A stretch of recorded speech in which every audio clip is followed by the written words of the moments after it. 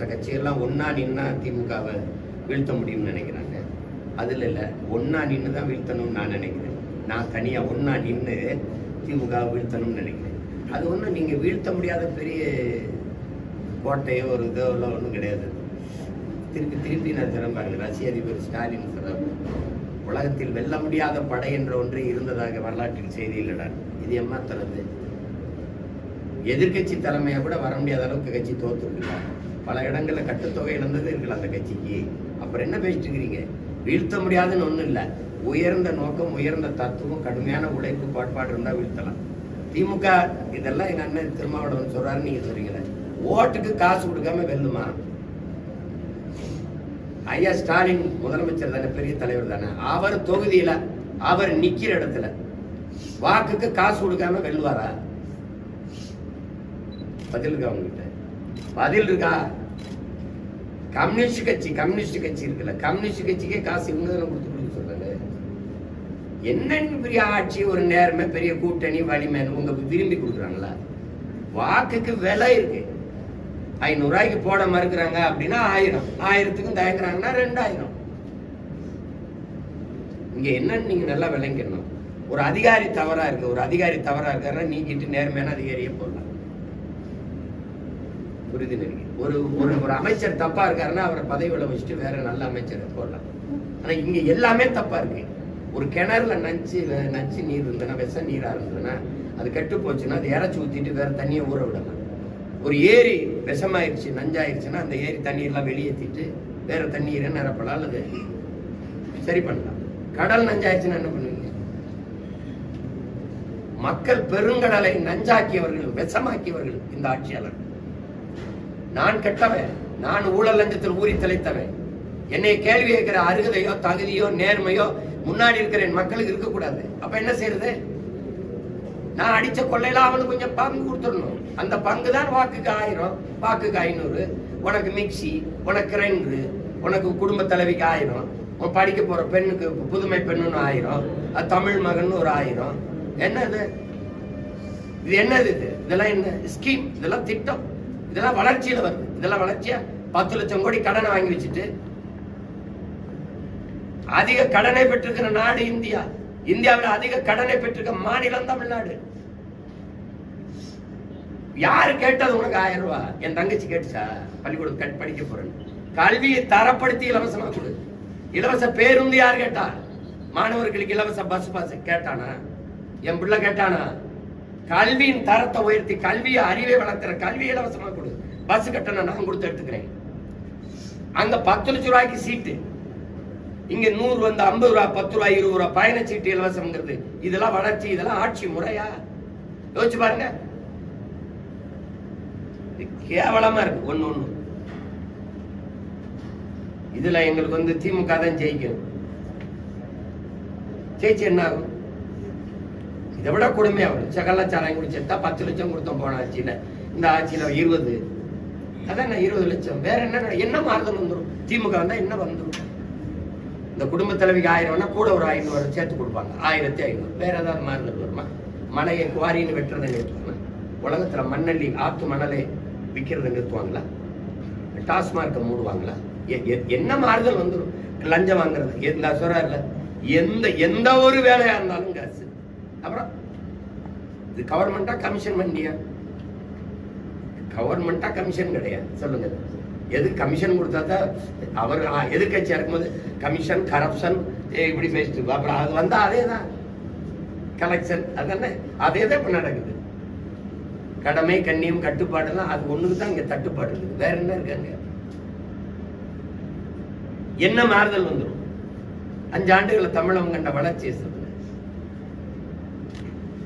எங்க 60 ஆண்டுகளா மாறி ஆண்டு இலவச அரிசி போட்டா தான் வாங்கி சாப்பிட்டு வயிறு வளர்த்து உயிர் உழைக்க முடியும். ஏழ்மை ஒரு நிலையில என் இனக்கூட்டம் நிக்குது. நீங்க போயிட்டு இருக்கிறீங்க, இதை வளர்ச்சின்னு போயிட்டு இருக்கிறீங்க. சமத்துவபுரத்துல கட்டி கொடுத்துருக்க வீட்டுல நீங்க ஒரு தடவை படுத்து இருந்துச்சு வாங்க பாப்போம். வீடா கோடி கூட எந்த அளவுக்குள்ள ஏழ்மை வறுமை இருக்குது? நீங்க இன்னும் பேசிட்டு இருக்கிறீங்க.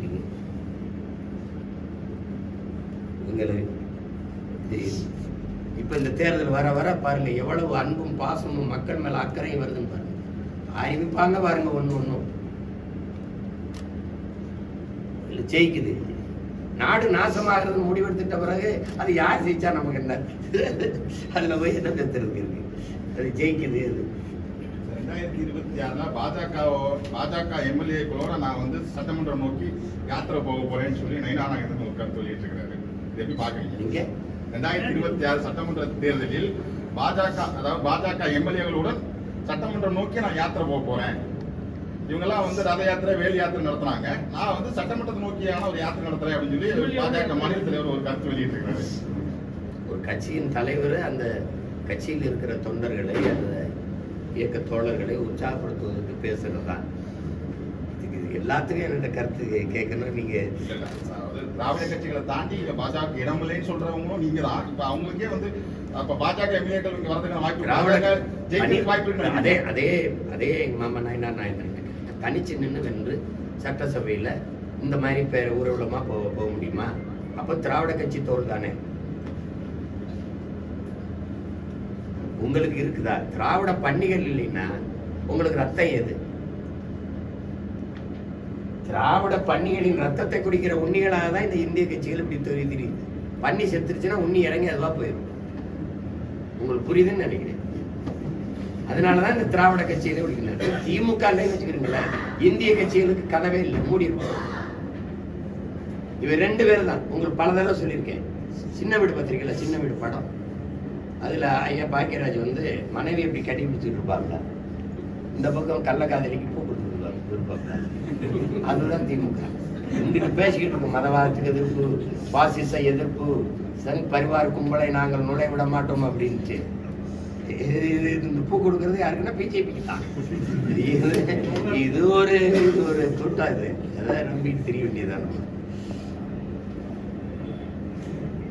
முதலா இங்க இந்தியா முழுமைக்கு அவரே சொல்றாரு பாருங்க, ராஜ்நாத் சிங்கே சொல்றாரு. இந்த பாரதிய ஜனதா கட்சியினுடைய ஆட்சியை 5 ஆண்டு நிலை பெற செய்து இந்தியா முழுமைக்கும் பிஜேபி வளர செய்தல பெரும் பங்கு ஐயா கருணாநிதிக்கு இருக்குன்னு சொல்றாரு. அவரே பேசுகிறார்.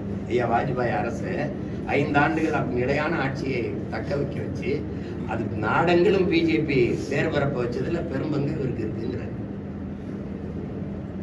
அதுக்கு நன்றி கடனாக அந்த காசு வெளியிட்டது. புரிந்து நினைக்கிறேன். அதனால அது அப்ப கூட அவங்க காலில் நடக்க முடியல. ஒரு திமுக காலோ அதிமுக காலோ தேவைப்படுது. அதிமுக கூட்டணியில் இல்லாம இதை பேசினா நம்ம வரவேற்கணும். சரி,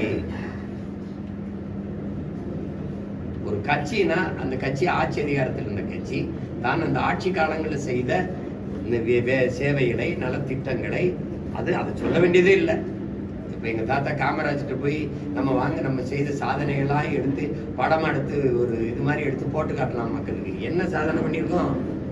ரோடு போட்டிருக்கோம், அப்புறம் பள்ளிக்கூடம் கட்டியிருக்கோம், அப்புறம் அணைகள்லாம் கட்டியிருக்கோம்.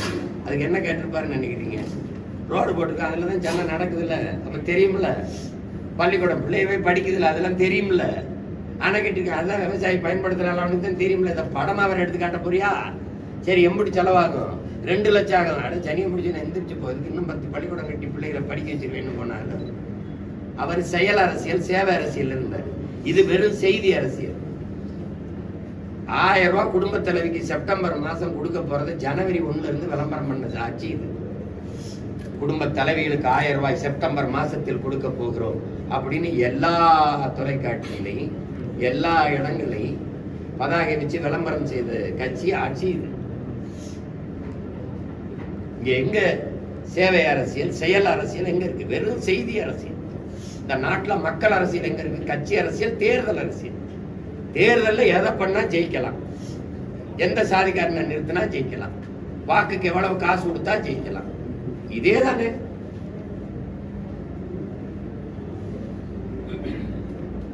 ஒரு கேள்விதான். சட்டசபையில் நம்முடைய முதல்வர் ஐயா 1 லட்சம் போராட்டங்களுக்கு மக்களுக்கு நாங்க 1 லட்சம் போராட்டங்களுக்கு அனுமதி கொடுத்திருக்கோம்னு பெருமையா சொல்றாங்க. இந்த 3 ஆண்டுகள்ல 1 லட்சம் போராட்டம் நடத்துறதுக்கு அனுமதி கொடுத்திருக்கிறதுல என்ன பெருமை இருக்கு? 1 லட்சம் பிரச்சனைகளே மக்களுக்கு கொடுத்திருக்கீங்க. அதுல 50,000 போராட்டத்துக்கு மேல நீங்க அனுமதியை தரல. என்னால பல போராட்டங்களுக்கு அனுமதி என்று போராட்டத்தை கைவிட்டேன்.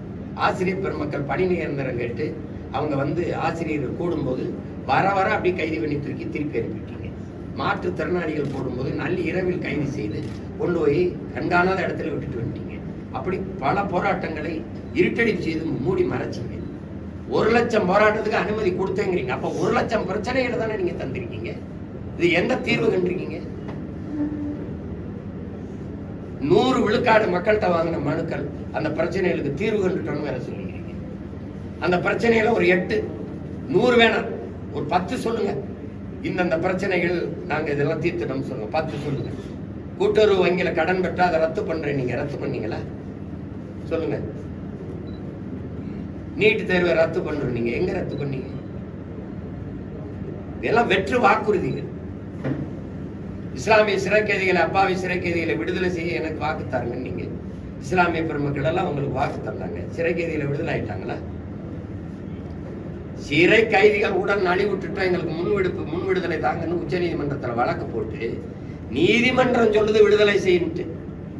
அதுக்கு பதில் மணி தாக்கல் செஞ்ச திராவிட முன்னேற்ற கழக அரசு இவர்கள் எந்த மனநிலையில் உள்ளே சென்றார்களோ அதே மனநிலையில் இன்னும் இருக்கிறார்கள். 35 வருஷம் கழிச்சு விடுதலை செய்தால் அங்க இருக்கிற இந்து அமைப்பு தலைவர்களின் உயிருக்கு பேராபத்தாயிரும், ஆபத்தாயிரும், அதனால விடுதலை செய்யக்கூடாதுன்னு பதில் மணி தாக்கல் செஞ்சுச்சு.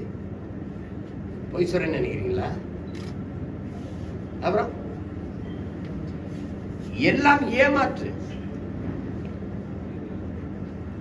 எதிர்கட்சியா இருக்கும்போது இந்தி தெரியாது போடா, ஆளுங்கட்சியா இருக்கும்போது இந்திக்காரனே வாடா. எதிர்கட்சியா இருக்கும்போது கருப்பு கொடை, ஐயா மோடி வரும்போது கருப்பு பலூன், ஆளுங்கட்சியா இருக்கும்போது வெள்ளை கொடை. இது என்ன இன்னைக்கு நேத்தா பாக்குறோம் இந்த நாடகத்தை, சின்ன பிள்ளையில இருந்து பாக்குறோம். ஒரே நாடகம், ஒரே நடிப்பு, ஒரே வசனம்.